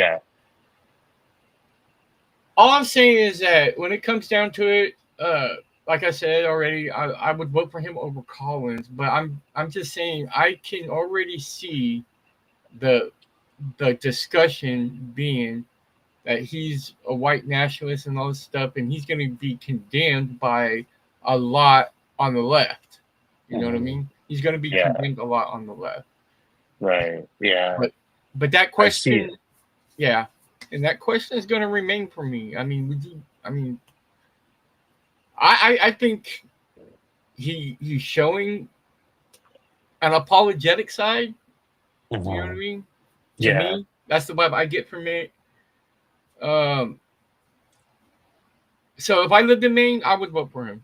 But that's just me, and I think that's the final question. You know, so he does seem to have, like you said, he does seem to show his remorseful side. I do believe, I think we both agree that he does need to explain more about the tattoo, and that question until he offers the most specific reason possible, that question's not going to go away. He should know that. But yes, he's going to get attacked by every faction of the left, whether it be progressives, whether it be the so-called far left, whether it be liberals, whether it be, he's going to have to fess up to that. Yeah, and I don't know. I give you my opinion. It's just I could just see everything you're saying. Yeah, it's true. I could just see it coming already. It's just. When is the election? And then we'll finish this up. I think like next year, right? So he's got he's got plenty of time. He's got a year to really, really, to explain himself. Who is he running against? Susan Collins. Right. Is there like another, like a liberal or someone who's trying? It's like Zoran and Cuomo kind of thing. Can you ask that question again? Oh man. I said, is there somebody? Is this kind of like is there like a liberal trying to run against, like somebody who's like an establishment liberal who's like running against Platinum, like a Zoran? I don't know. I mean, I thought he was running against Susan Collins, right? Yeah. Well, it looks like it's only Susan Collins. Yeah. It's really just Plattner and Collins. Let me see. Well, he's one of them. Oh, I see what you're saying. You're saying that is there somebody better than Plattner? Is what you're asking? Well, no. Well, obviously, there's. I would not say that Janet Mills is better, but she's like the liberal. She's the one that the liberals want to put in place. Oh, I see. Yeah, as an establishment counter. Yeah, exactly. Yeah. That's where I was getting. So yeah, I don't know. I don't know anything. I don't know anything about that race. Actually, we only know about Platinum. Yeah, I mean, he's got the endorsement of Bernie, Rokana. Really? David Hogg, who's like the former new chair of the DNC. I know who he is. Yeah. Well, hey, it looks and from what I've heard from other people, that the rumors are that he has the numbers to win against Susan Collins, but I wonder what this pushback is gonna do. I don't know. Yeah, I mean, like I said, if the election's in a year, then he's got into 2026. So let's scroll up here. So November 3rd of 26. So right around the time of the midterm. So if he's got enough time, he's got, let's see. So it's October now this year. November, December, January, February, March, April, May, June, July, August. 10. Well, he's got 13 months to Yeah, really get out there. Yeah, he's got plenty of time. He's got 13 months. He's got plenty of time to really. I tell you what he should do is go get that tattoo covered up as soon ASAP. Yeah, exactly. He's gotta Either hear that or just get it fucking removed. Just fucking remove it. Burn that shit off. You can't keep it. You can't keep it at this point. Yeah, exactly. That is true. And I think that's what Hassan was trying to point out earlier, is that it's a blatant Nazi tattoo. Get rid of it. If you don't get rid of it, then what does that incentivize? That is true. What's your sentiment there? You know what I mean? Yeah, maybe after this time, he'll get rid of it. Yeah. Maybe we should send this whole stream to Graham Plattner. I don't know.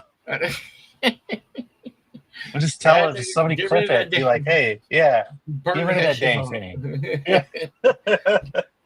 Do something. Yeah, exactly. Well, sorry, GoFundMe. I'll pitch in. Yeah, there you go. GoFundMe, do it. Because I want him to win. Yeah. I want him to win. If he has a true economic message, and man, I need to understand his full platform. But from what I understand, though, is that this Plattner. From what I understand, though, is that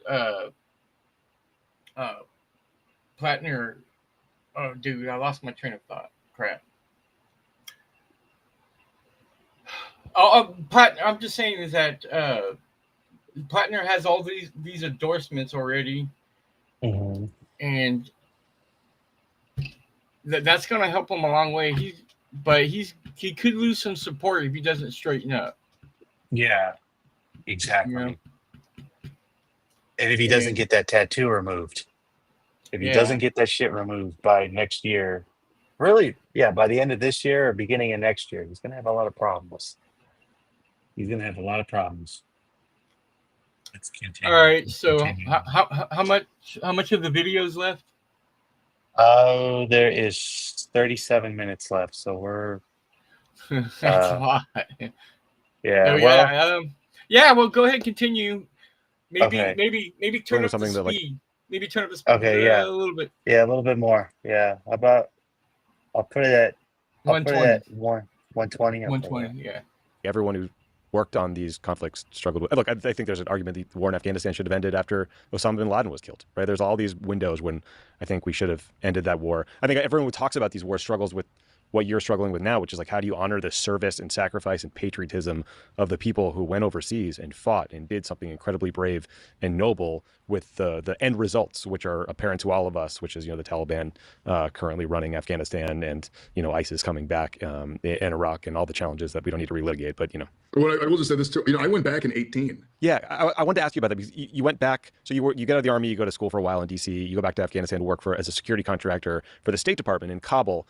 I think with a company called Constellus. Yeah, Constellus. Constellus essentially bought up all of the old security companies that used to provide these services. So it used to be, back in the day, there was like Triple Canopy, Blackwater, right? And they all vied for the same. Over time, amusingly, just like everything else, ownership got consolidated. By 2018, Constellus had pretty much bought up everything. So they I worked for a company. My first contract was a company called IDS, International Development Solutions. And then within like a month or two of being in Kabul, that promptly turned into Triple Canopy. But it was all Constellus. It was the exact same company. They just kind of like changed it's all, this was when I went from being disillusioned to just being nihilistic, because there I am in Afghanistan, 7 years after the last time I was there. But now I'm on the ambassador security detail. And now I'm like seeing things from the higher level. Last time I was there, I was an infantry sergeant, right? And now I'm here like interacting with the NATO leadership, US military leadership, the diplomatic leadership, the UN leadership. I do want to bring up this point that Smash in the chat says, if you got a tat and you found it was a Nazi death symbol, would you not rock it to the place to get it covered? Thankfully, none of us. That's exactly what we were saying. Yeah. That's exactly what we were saying. Just get that shit removed. Like, End of story. ASP. Yeah, fucking get. I mean, Run. he's got. Run. Yeah. And then he goes to a mercenary at a BlackRock. Oh, what's up with this here as well? She's bringing up. He goes to a mercenary at a BlackRock. I didn't know that. See, I'm learning new things about these candidates. Yeah. Yeah, there's a lot of questions. This I don't know anything about Pod Saving America and who the interviewer is, but there's not enough questions. He's not asking the right questions that people want to know. Okay, even though but my question is still stands. My big question is, will you still vote for him over Collins? That's the main question. That's the bottom line question.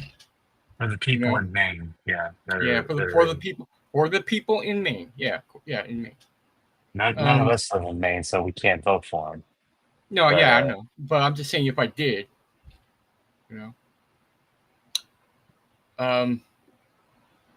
But I guess that's a decision that everybody has to make for themselves in Maine. Mm-hmm. I just want to. How are you doing, Smash? I'm making up for the fact that I didn't stream on Friday or Sunday. I was just so busy. And the fact that Blakely didn't have a stream on Sunday because they were out of town. No vote if that's the option. There's still time to get another Dem on the ballot. See what I'm saying, John? Yeah. Yeah. So it's gonna be a point of contention and debate from the left about this. Yeah. See, we got a guy like that. I'm doing well too. I'm just hanging in there. I just like I said, I decided to stream, and I didn't know if I was going to cover politics, and then Don and I got into. He told me a little bit about this Plattner situation, and I was having a hard time explaining it. So I was like, why don't you just come on and talk me through it, because it's better. Because I am. We're both going through it together. Yeah. This is really something. This is some heavy shit. You would not vote for him. He will turn Christian nationalist immediately. Yeah. Fair point. That's a fair point. Yeah. Fair point. Again, I don't live in Maine, so I can't vote for him. But he has a lot of, I would say this, he has a lot of explaining to do, like, seriously. He has a lot, I mean, he needs to explain. Hell, that's even good. I would take, being a supporter of libraries, I would agree to that. I would say, hey, get the library run. Yeah. You were just checking, John, if there was another somebody else running in the race. Yeah, it was a establishment liberal that was running. It's what's the mayor of Maine, I think.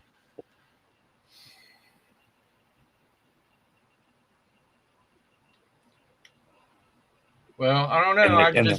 We're just gonna see what happens. Janet Mills. Yeah, in the Democrats, like she's like the establishment lib. She's already got obviously Chuck Schumer and the libs are gonna the liberal media is gonna crush him. Yeah. But yeah. So there's an establishment liberal, and then there's Plattner, and then there's two other people. Well, three. One of them, two. That one withdrew, which is Dan Cleban. Can't pronounce his last name. And then Jordan Wood, literally, must be another establishment down. So you got this, yeah. This is gonna be very complicated coming into that election. Yeah. It's gonna be very complicated. Like I said, we got a guy running here. I mean, he hadn't done anything in this kind of stuff, but he's running against the establishment Democrat. Yeah, I think his kind of like economic populist message resonates in me. You would take the Lynn Mills, at least you're sure, for vote not going MAGA. Is that what you meant? Yeah, I Smash? see. I think that's the sentiment. A lot of people feel that he could be a plant. I mean, that's what people are suggesting, that he's actually like a plant, kind of like, I don't know, maybe like a cinema or like a mansion. You know, I don't know, but or like Emily was saying in Blakely's Discord, he's a Fetterman 2.0. All these claims I can't refute. You know what I mean? I was like, hey, that could be true. You Yeah. know? So I'm not gonna like dog it too much. I'm not gonna be oppose it too much. I'm just saying the question for me remains: is he still? And if you can't get anybody better, is he better than Susan Collins? Mhm. But right now he's losing a lot of trust. Yeah. And a lot of it, like you say, a lot of it's of his own doing. He just Yeah.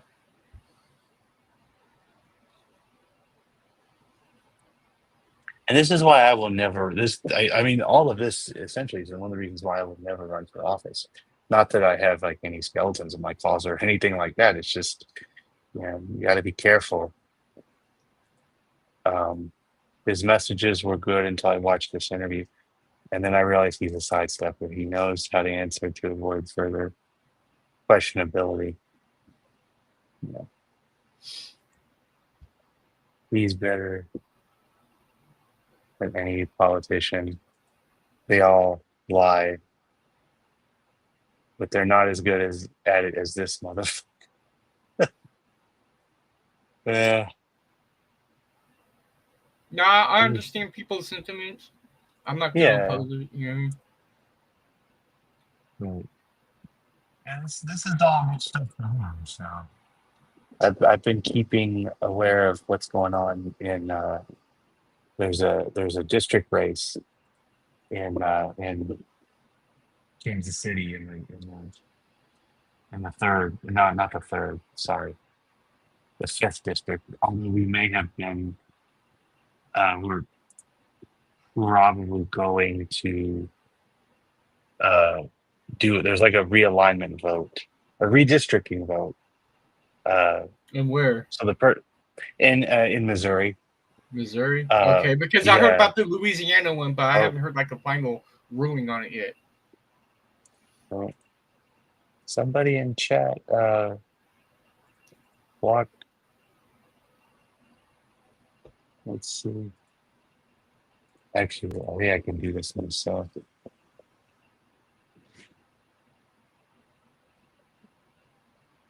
What? The Oh, bot? somebody, the botness yeah, the is... bot. Yeah. I wonder if you can.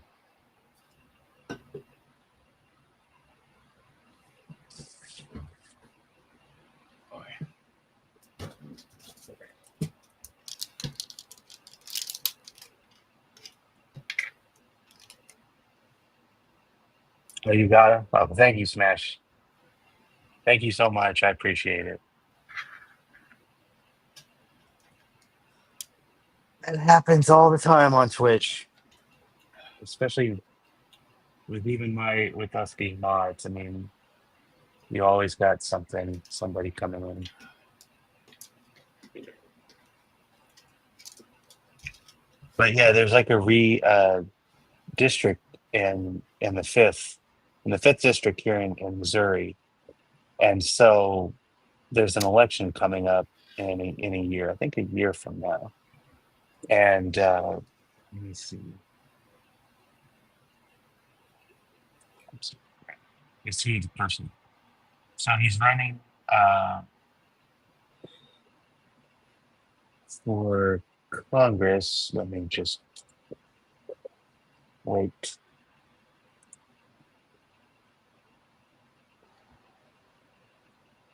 Yeah, so he's running for Missouri's 5th congressional district next year.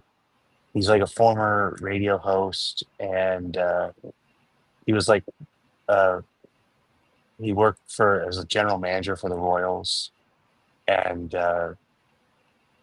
he's running against current Representative Emmanuel Cleaver, who's held the seat since '05. So yeah, he's a pro people effort. He's he's had some he's had some lawsuits against him and the current mayor, who's like a really bad POS, and basically trying to get him to be fired. But, Is that what's going on in your state? yeah, pretty much. I mean, California has an initiative coming up this November for redistricting. It's Proposition 50, and I'm going to vote yes on it. I'm going to vote yes on it without even hesitating, because I keep getting ads, especially during like evening news. We keep getting ads saying, encouraging people not to vote yes on Prop 50. But come on, man. I mean, we have to play the same game they're playing. We have to. Yeah, we have to play the same game they're playing. They're trying to steal seats in red states. All right. Thanks for dropping in, Smash. I appreciate it. But as you were saying, yeah, and we got to play. We got to beat them at their own game, man. We got to at least match. We got to at least match them. That's what they're doing without hesitating. They're trying to redistrict red. They're already ahead of us in that game. Newsom, I fear that there's a possibility that California could vote down Proposition 50. I don't know why. I have that feeling, but I'm going to go vote yes on it, because man, you have to do what you have to do, man. Yeah, you have to. Who should I raid? I'm not gonna leave anytime soon. I just always get that feeling on the Twitch side. I guess we can finish the video. Yeah, I guess we could stomach the rest of this. I mean, unless there's something else you want to do. I don't have anything else. Yeah, I think we've pretty much gone through what we've gone through with the Plattner stuff. So. Yeah, we get what's going on. I mean, there's still a whole year to go. We'll get to see him explain himself throughout the next year. So we just have to wait and see. Yeah. I do have to ask, because I do know a little bit about it, but what's the deal with GNN? Oh, what's going on there? They banned his YouTube channel. They banned his YouTube channel. He doesn't have his YouTube channel. Because I know I rated them on the Twitch side a few nights ago. Yeah, I mean, he was multi-streaming to both YouTube and Twitch, but he kind of fell from the Twitch side. He didn't pay any attention to it, and then for a while he stopped multi-streaming to Twitch because there was hardly any support there. But when he lost his YouTube channel, I don't know. I seen he showed the transcript of what they sent him, of the reason why, and without pulling it up and reading the whole thing, pretty much just said that he was promoting some kind of a scam on his channel. That makes no sense to me. That makes no sense to me. He promotes his Cash App, his Venmo, and stuff like that. But doesn't everybody do that who has that on these streams? Don't they do that mutual aid kind of thing? As far as I know, everybody does. Yeah, I mean, anybody who wants to trying to promote donations. Yeah. But so he doesn't have. I mean, that's basically all I can tell you. There. Unless you bring up the transcript and just read what it said. But, I don't Nah, have to do no, that. don't. That's basically good. what it was. He lost his YouTube channel, so everybody migrated over to Twitch. To the Twitch, yeah. Yeah, everybody migrated over to Twitch. I saw on, I think Sandy. Do you know who Sandy is from Environmental Coffee House? Yep. Because I know I'm a member. She got her YouTube banned, and she got it back recently. So Yeah, she was doing some stuff to help him out or help them out.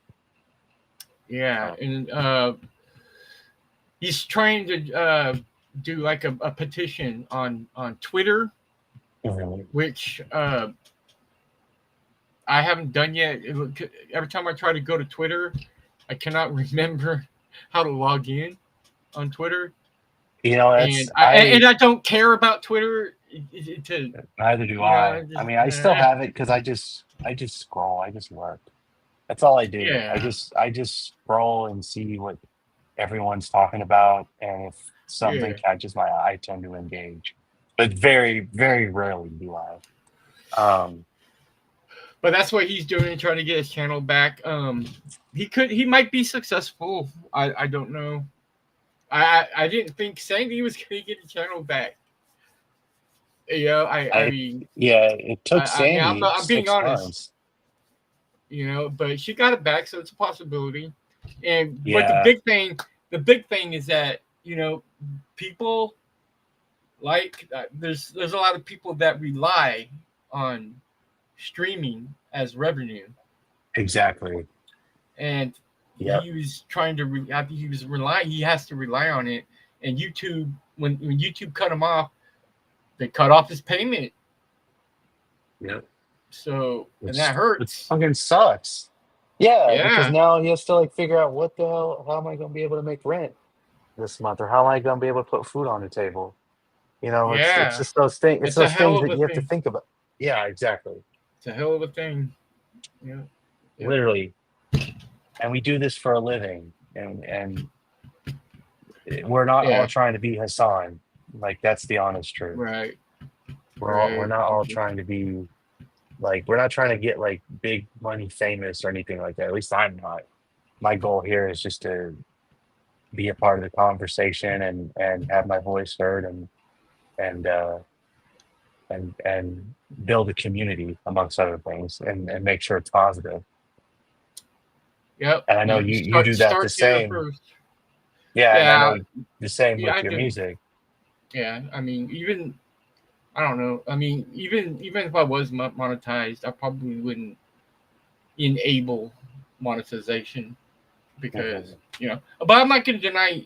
I've had people wanting to donate to me, you know, but I'm like, oh, well, I'm not monetized. But even if I was monetized, I would probably would say no, thank you. You know. But at the same time, I'm not going to deny anybody who wants to donate. You know what I mean? Right. If they want to. You know. But I don't care. Yeah. For me, it's like I would say like, hey, if someone were to like say, hey, go, like I'm grateful to people in like this space community or Vanguard community or who else? Like the mutual communities that we're in, like people like when Johnny Too Late says, go watch X, Y, and Z, because he does really good at promoting other streamers, which, you know, kudos to him. But my attitude is like, hey, there's this person ahead of me that was here before me that is struggling, what is monetized and is about to lose their house or lose their, like, not house, but like apartment, or you know, lose their health care or some shit. And I'm like, hey, how about before you tell people to watch me or donate to me if they could, how about we give this person a chance first, because they're trying to survive. They're on the last end of the rope. That's my attitude. Like, say, for example, if you, like, this is just hypothetical. If you were struggling and you needed to make rent this month, and someone came to me and said, if we were in the same chat, which most of the time, if not all the time, we are, and someone said, "Hey, go watch me," it's like, no, go support Don James first because Don is struggling right now. Like that's my attitude. I mean, that's a nice. I mean, I'm being nice, obviously. Yeah. I know That's what my you mean. attitude. I know Yeah, what you mean, though. Yeah. I would do the same too. I'd be like, you know, if you really want to help somebody, Christina, Cosmopolitics is in the same yeah, situation. She could go yeah, homeless, you know, and yeah. I've my heard. heart just goes poof. You know what I mean? Yeah, There's not much I can do though, but yeah. I mean, it breaks my. I'm a subscriber. That's why I tell her, look, Yeah, I will always same. be your subscriber. You know, if I gave you a little cash, I could send your way. I'll try to help out. You know, Yeah, it's just a yeah, shame. yeah. Exactly. And like my heart breaks too. It's like I was talking to Gavin from the Vanguard because we live in the same town. We live in the same Kansas City community. I was like, man, I feel sorry Oh yeah, for Cosmopolitics. I mean, we're all mutuals, you were so talking like, to Gavin. oh yeah, yeah. Oh, We've okay, I hung didn't out. know. Not to boast or anything, but we have hung out. We don't post about it as much because we want to keep, you know, That's cool. I that didn't know stuff that. private. But it's not like we sit around and like gossip. We actually do things. Like this past weekend, we went to the mall and got high. And That's cool. Well, those guys are doing good though. It seems like that oh yeah, they can actually maybe make a living. You know, yeah. what I I mean, mean, they've doing what been you're doing doing. this for 5 years. I mean, they're I on don't their know how way. much money they make, but it seems like they can make a living doing it Oh at yeah, least. yeah. Yeah, But yeah. yeah, it's That would be nice if they could promote somebody like Christina because she needs the help. yeah. She was on this She show lives. like a year. Oh yeah. She's got. She's part of the whole the cross community. You know what I Yeah, mean? exactly. And stuff like that. So.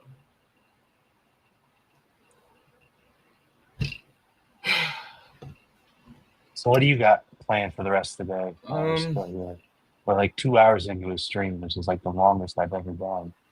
I'm lucky really? enough to get an hour. But Well, again, I'm not bragging. I think we covered something important actually, man. Yeah, This Platinum thing is gonna. I'm curious to see how yeah. it unfolds. How it unravels, yeah. People who say no, cancel him. I'm not gonna oppose that. I was like, Mhm. yeah, if you want to cancel him, I understand. If it was me and I lived in Vain and I had a choice, I would still vote for him over Collins. That's just me. Yeah. All right, John. All right, All so right, man. let's see if we can raid out. And I think I know who I'm gonna raid out. I'm gonna raid my friend Biden over on the Twitch side. All right, man. I'm All gonna right. pop off. All right. I'm gonna go. It was great. Yeah, thanks for taking some time to talk. I appreciate All it. right. I'll see you around. All right. See you in the chats. All right. Later. Yay. Well, that was fun. And so I'm going to raid to my friend Nightingale in 3, 2, 1. And I will see you probably, any of you. Thanks to everyone who showed up. I will most likely see you on Friday. Peace.